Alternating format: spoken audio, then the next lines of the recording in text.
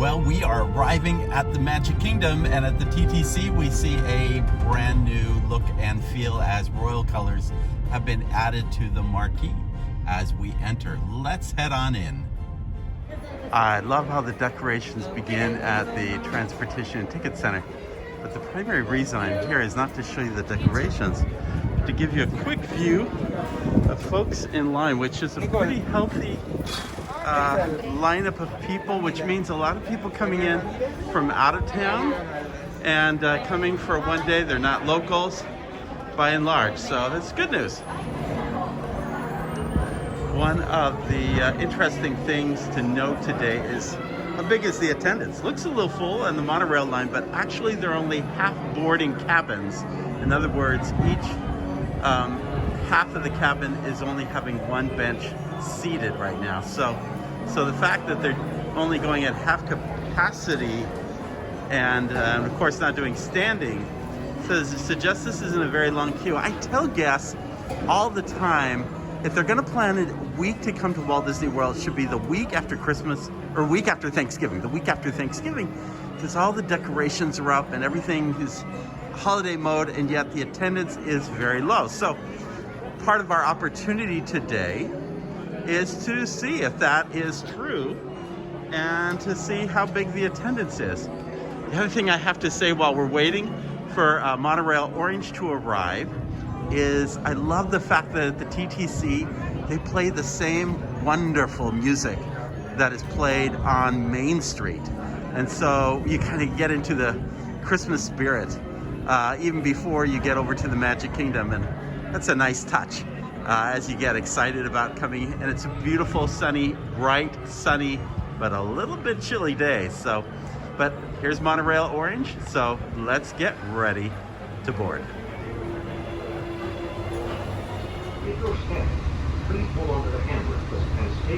So again, we're pulling up on the monorail in front of the Magic Kingdom, and crowds are going in quite quickly. It's beautifully decorated for the holidays and looking quite lovely as we come in on this beautiful day to the Magic Kingdom. Let's go on inside. I'm here at the porch at Tony's in Town Square, and it gives me a real opportunity just to survey the guest experience as folks are coming into the park and enjoying their day at the Magic Kingdom. You see all of the holiday decorations up, the beautiful Christmas tree, the toy soldiers from Babes in Toyland. My daughter and I watched Babes in Toyland the other night, and all I can say is that the toy soldiers saved that movie. That's my opinion. Toy soldiers are the things that saved that movie. And Edwin, you can't go wrong with Edwin. At any rate, as I sit here, it dawned on me that 32 years ago this week, my wife and I came to Walt Disney World for the first time ever. We were on a vacation. We were living in Tucson, Arizona, and I had seen this. We'd seen this summer 4th of July show that featured the Beach Boys singing Kokomo in front of the new Grand Floridian Resort, and they were opening, I believe, Maelstrom, and offering some other things that were going on. They were showcasing the new Caribbean beach resort. So we thought, this looks so warm and terrific. We got to try this. And we were just at a place where we had established ourselves as a young family and gotten settled. And so we went to Walt Disney World for the first time ever. And it was a day like this when we first came to the Magic Kingdom. It was cool and breezy and wearing long sleeve shirts. And I just had this wonderful memory going back to those 32 years ago. Epcot was open, but studios had not yet opened, and Animal Kingdom wasn't even a dream at that point. But we did come to the Magic Kingdom. We did see Epcot, and wow, it was just a powerful experience. And we left Walt Disney World after spending a week thinking, okay, that was amazing. Maybe we'll come back in another 10 years.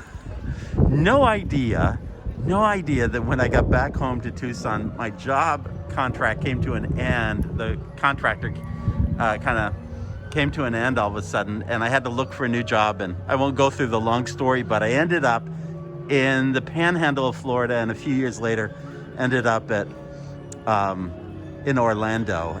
But I would have never dreamed when we were first here 32 years ago that I'd be pretty much spending much of my life here at Walt Disney World in the shadows of this amazing resort. And I just so grateful for the opportunities that life has surprisingly led into an experience of just being here. And so I'm very fortunate, and it's a great week to be here as I contemplate that memory 32 years ago. Okay, it's a quiet moment here in the confectionery. Practically no one in the entire room. It gives us all this candy to ourselves, except that, of course, we can't afford all this candy by ourselves. But we've got to check out a few things here. See the displays here, and they've moved to all Christmas confectionery. So there's some Santa Claus cookies and Mickey Santa ice cream or Rice Krispie treats, and some cupcakes. The cupcakes do not look that impressive, but the caramel apples, yeah, they look really good. There's some Christmas Santa colored apples, and there's some chocolate covered apples, and all looking really great. And it's just smells nice. And oh, I gotta show you this Pez display. I think I showed this in the Epcot thing, but they have a better display of that here. And I'll have to show you mine at home one of these days. I have created one for my grandchildren. So it's a nice time to be in the confectionery. Wow, long line for Starbucks. And there's some holiday treats in there. I don't know if everybody's just waiting for those holiday treats or they need something really warm on a day like this. But definitely cute at Starbucks.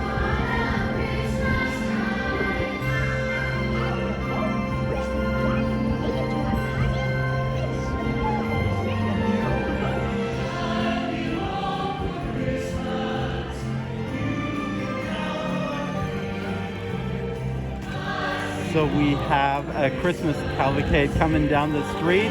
It's got Pluto, it's got Donald and Daisy and Peter Pan and Wendy and Geppetto and Pinocchio, and then Mickey and Minnie up on a tree. And behind it is Alice and the Mad Hatter along with Mary and Bert. So it's a pretty full group coming down, and it's guests are loving it.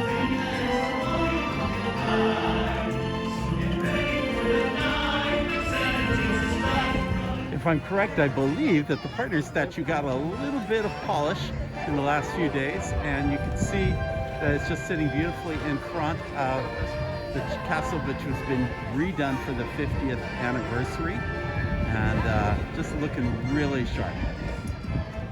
So big news last week, Crystal Palace is reopening. It's not doing a buffet, and it won't have Winnie the Pooh and friends.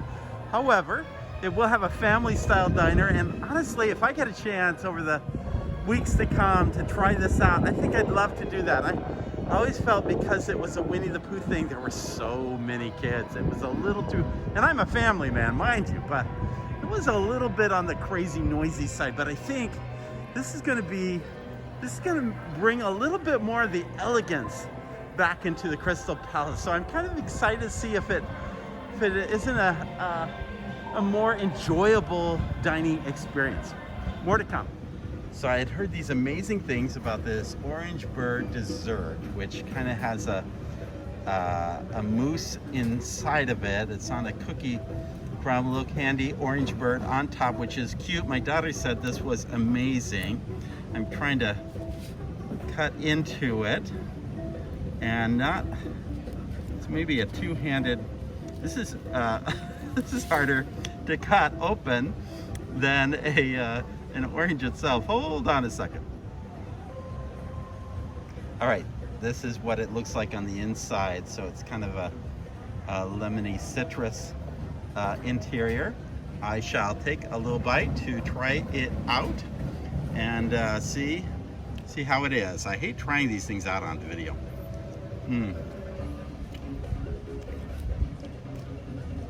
Okay, not bad. Not bad. Really cute. A little small for the price. It's a small tangerine kind of a thing. Could use a little bit more of the curd. I think that would make it taste a little better. What it sits on isn't bad. That's pretty good. Try one more bite.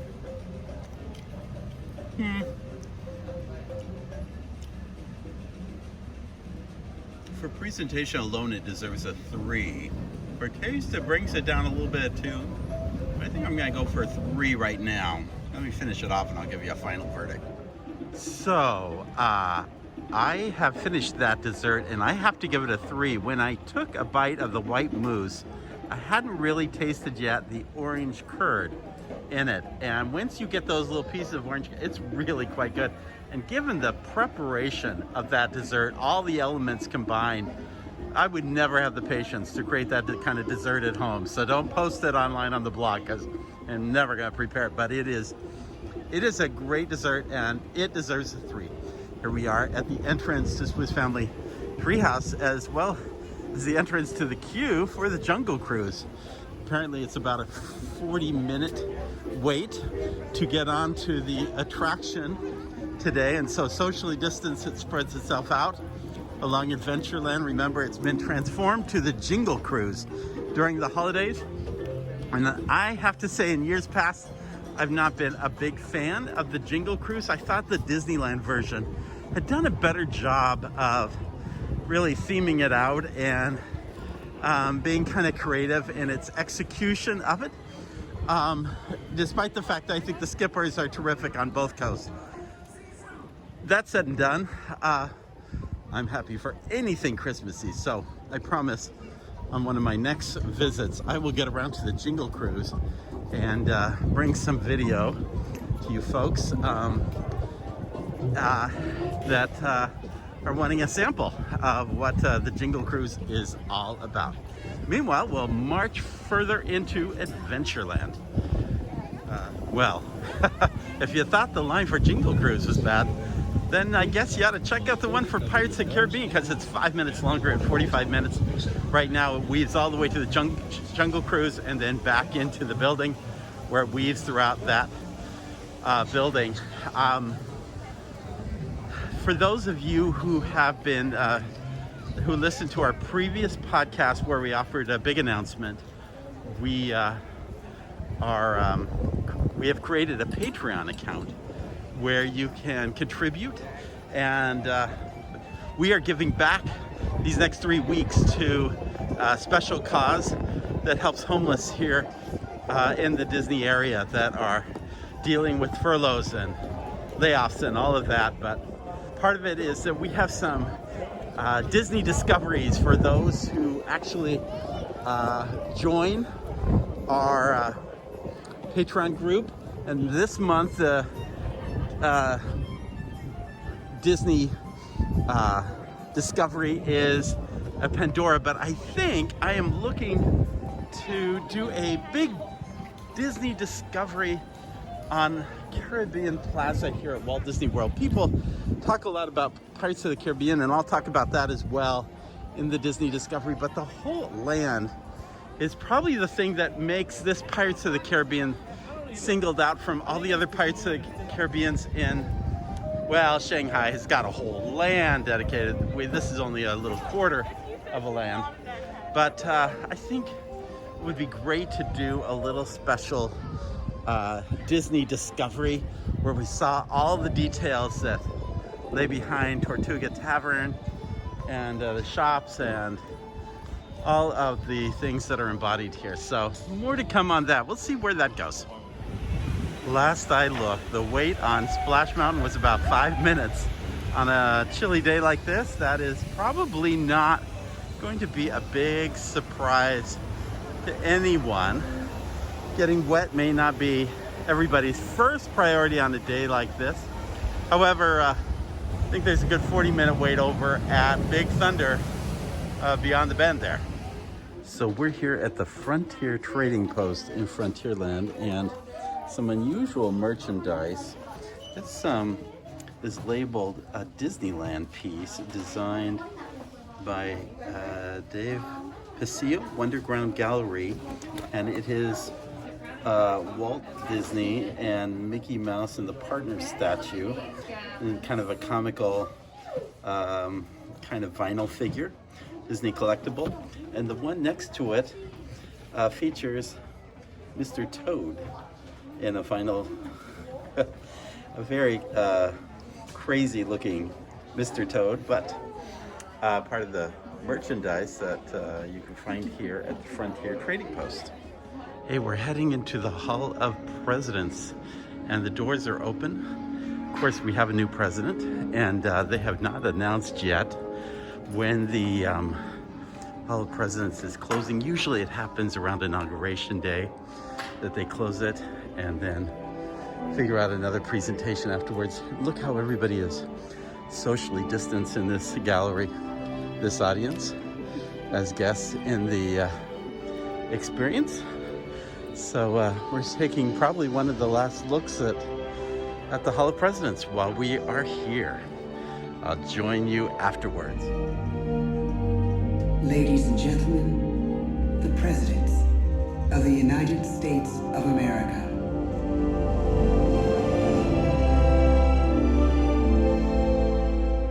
George Washington, John Adams, Thomas Jefferson, James Madison, James Monroe, John Quincy Adams. The presidency of the United States is a role unique in the world, an office entrusted to each president by us, we the people. Therein lies the genius of that new idea, now over 200 years old. A new idea our presidents have turned into a great American idea again and again.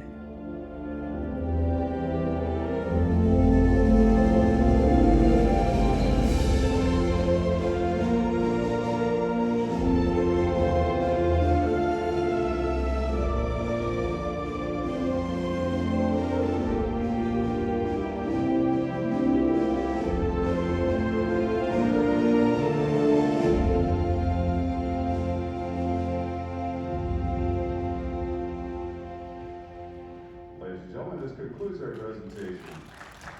Please gather your belongings as you do the open doors to your left. So we exit the Hall of Presidents, and recently I'd done a podcast talking about options for how to perhaps represent this experience. And take a look at that podcast if you haven't had a chance. But I think there's some opportunities for the Hall of Presidents to maybe take a little different turn without losing the spirit, which is at the heart of this experience. And we step out to the sunlight and with Christmas music playing. One more thing I should mention, on the Disney at Play page, we'll showcase a video of the actual Hall of Presidents as it is presently. So check it out if you haven't seen it. The great thing about this presentation at the Hall of Presidents is the video. The idea of a president is the title of the video. And I think it's as timeless as it has ever been in our situation. Now on to Fantasyland, and we come by way of the castle as we head by the moat and come by the walkway leading from Sleepy Hollows up to Fantasyland. Again, the sun is just beating on the castle, and everything is really beautiful, and it's a nice time of year. I like the theme of Sir Mickey's, which ties with his story of Jack and the Beanstalk. And let's go inside this little retail outlet here and check things out. Mostly it's children's clothing and toys. Notice here, there's a big sign saying, this you don't usually see at Disney. Seasonal savings, special offers available now. Look for the Mickey Snowflake throughout the store. So I don't know that I see any Mickey Snowflakes. I do see like costume dresses, 2 for $99. I do see Mickey on the beanstalk there, so that's cool. And see, I see several 2 for $99 on the dresses, but I don't see any snowflake signs here. So interesting. But that's a big thing at the entrance, but you don't see anything afterwards on it. Yeah, not sure what that's all about. Meanwhile, I have this Royal Portrait Studio. Did I like miss this? I don't think I have ever seen this portrait studio before. I knew there was one across the way where they had taken what was originally the Tinkerbell toy shop and crafted that into a portrait studio and then selling dresses. And in fact, it says Royal Portrait Studio. We have Minnie dressed up here as the Fair Maiden. We have some Moana clothes. Do I see snowflakes with savings? Nope, haven't seen that yet. But what I do see is when you cross over. By the way, I love some of these window displays. This one has Huey and Dewey and Louie taking on the giant at large. It says, please check armor at the door. And it's a cute little display presentation there. And then we have something very Merlin-like over in this one. It's a little hard to see during the daytime, but Higitus Figitus, Midgetus Mum Prestitonium. And so that, you can't see that. But what you can see when you come out into the courtyard is you can see the sword in the stone. And last month we had Jim Korkus talk about hidden secrets of the Magic Kingdom. And we talked about his years as best friend of Merlin with the sword in the stone, which presentation they don't do much anymore. See the beautiful poinsettia. They got red Christmas poinsettias all throughout this area in front of the carousel. And it's a nice little touch for the holidays. And the carousel is looking beautiful, as is all of Fantasyland. Just missing the Princess Fairy Tale Hall that has not reopened since the pandemic began. But other things are starting to open. They said Tomorrowland Terrace was going to reopen, I think, on the 17th of December, just probably before holiday week. And right now, Friar's Nook is open, which was not open prior. And there's a good, healthy queue in front of it. In fact, I think I would have done that if I had known that it was open. And right now, it's offering a menu very similar to what? Beef hot dogs, loaded buffalo chicken, tater bites, Bratton tater bites, and creamy bacon macaroni and cheese tater bites. And hot cocoa. They're selling hot cocoa everywhere you go around here. And next door, they're doing a Minnie's Merry Cherry Sundae, along with their Peter Pan float, at the Storybook Treats ice cream stand. So some things opening up and happening. We passed the 100 Acre Goods and past Seven Dwarfs Mine Ride, which has gone to 70 minutes, but earlier was only like about 30. So at about 10:30, now we're at the noon hour.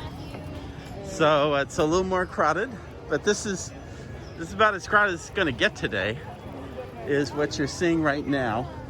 20 minutes over at the many adventures of Winnie the Pooh. And so nothing too overwhelming there. And again, we just moved down the path here at Fantasyland over toward Mad Tea Party, which doesn't have too long a wait at it either. But the entrance to the Barnstormer is utilizing the Fantasyland station area for its queue. But we're not here for that. We're really here to just get another view of the canopy and the work being done on the Tron coaster over in Tomorrowland. This is one of the best places to get a view of that. But you see folks way up on top installing the canopy that goes above the coaster. Allows the coaster to work rain or shine, day or night, and keep it going. And it will need to keep going because it is going to be an enormously popular coaster. The good news of a coaster like that becomes so popular is that it brings the line down over at Seven Dwarfs Mine Train. So if you love the Seven Dwarfs Mine Train or any other coasters in the park, know that those queues will probably go down as the Tron coaster opens, because it will take precedence and attention away from everything else in the parks. All right, moving on as we exit Storybook Land and past Dumbo, flying elephants, and on to other things in the park. We are at Galaxy Rays, and they are offering a chicken sandwich with kind of aioli sauce and slaw. We'll check it out. The one they had for Halloween was a hamburger with kind of tater tots in it and an aioli, and it was tremendous. One of the best hamburgers I've had. We'll try out the chicken sandwich. It has a Mickey Santa bun. The other one had just a plain Mickey, well, not plain, but it was a Mickey bun on it. And so this one's got a Santa bun for the holidays, and that's part of their offering. Also from here, I get a really great view, and I'm gonna just move in a little bit. You can see the big canopy being put over Tron coaster across from the Speedway. I can imagine this being all lit up at night after it opens. So it's kind of exciting to see the construction that's ongoing there at Tron. So I'll tell you about the chicken sandwich after this. So we are here in the world on the move, except, well, People Mover still aren't moving, but we'll not go down that path today. I did notice though, over here they have a Disney Vacation Club kiosk, and those have returned to having people host them. I don't know if they are, how they're taking them to some place to showcase their rooms, or if they're just pointing to a place online, but notwithstanding, they are open for business.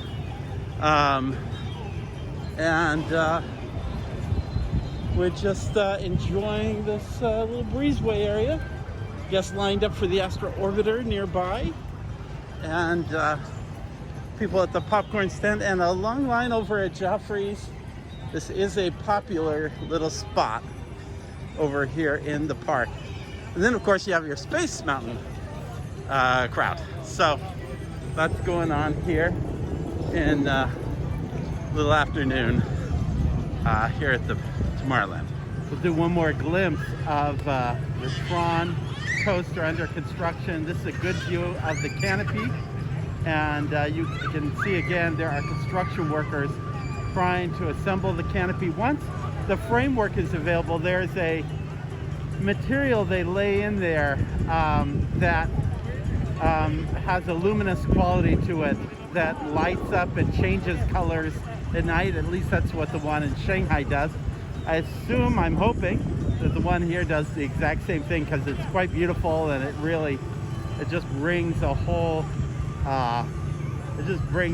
color palette to the Tomorrowland area. which badly needs a color palette because everything's been turned to white around here.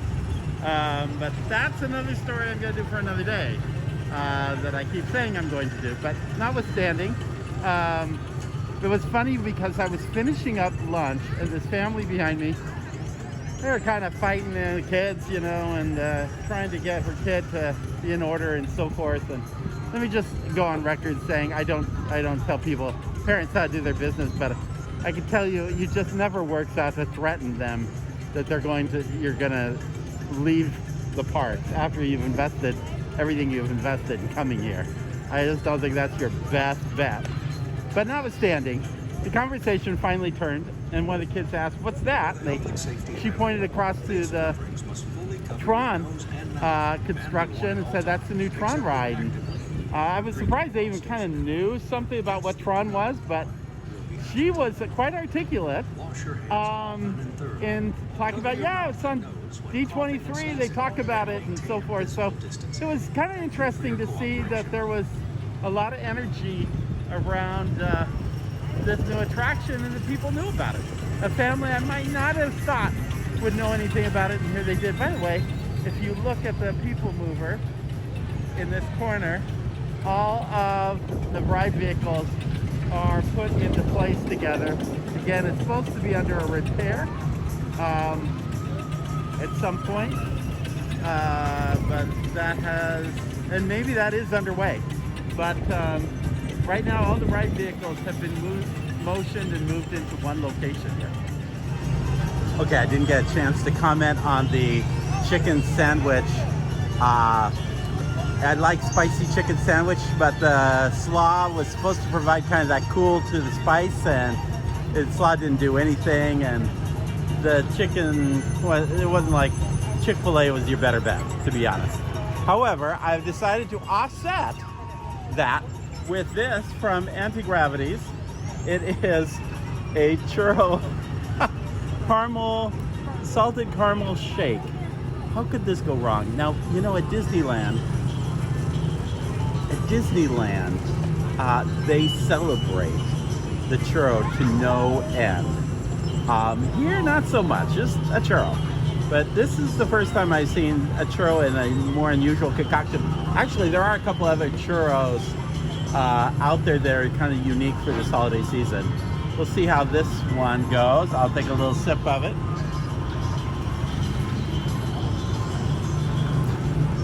Yeah, I love caramel things, so this one's probably going to be a winner.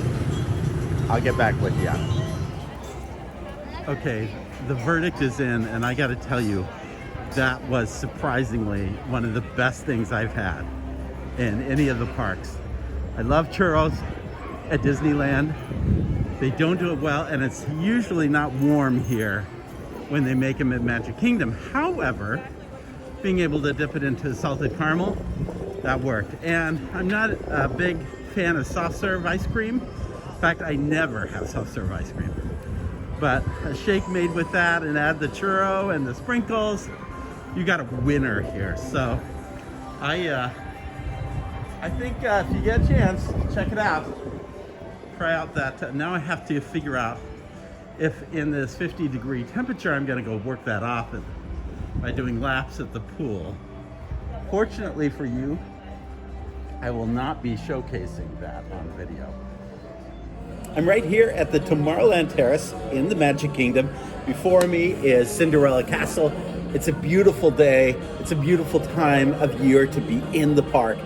And let me just tell you, I know there are so many out there who would love that opportunity to experience more of Disney. And so we created a Patreon experience, an opportunity for you to interact and see the parks in a new way through Disney discoveries that go into depth about different attractions and experiences throughout Disney. And also for those with Disney at Work who want to see best in business ideas play out from Disney into their own organization, we have interactive tours that take you and show you from that business point of view how the magic comes alive. It's a great set of tools. You can choose your own tier. And here's the good news. 100% of what you donate over the next 3 months is going to help those who are really in need right now in Central Florida. Because of this pandemic, so many are furloughed, unemployed, laid off, homeless even. And the proceeds from what you donate go completely into helping support those individuals. So please sign up, join us, and hopefully we can help you find new ways to enjoy Disney as you help support the greater Disney community. Thanks. So here comes another Christmas cavalcade, and it's welcoming Santa Claus. We have elves holding up the banner in front, followed by the reindeer, which I love the reindeer. They're so adorable. They remind me of Max in Country Bear Jamboree.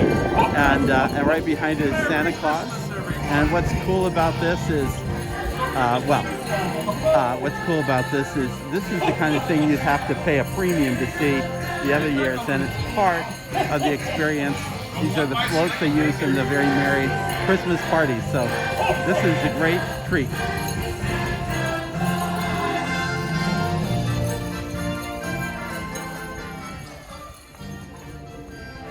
Well, that concludes another Disney at Play podcast. Thanks for joining us here at the Magic Kingdom.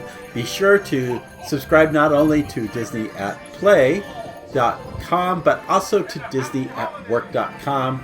And make sure you subscribe to our podcast at Disney and Play and Work so that you can get notifications of upcoming podcasts. Also, be sure to check out all the video that accompanies this podcast at Jeff Kober. We're glad you joined us. Thanks for being a part of the magic. And, of course, in the words of Sinbad's storybook voyage, always follow the compass of your heart. Have a great day. We'll see you real soon.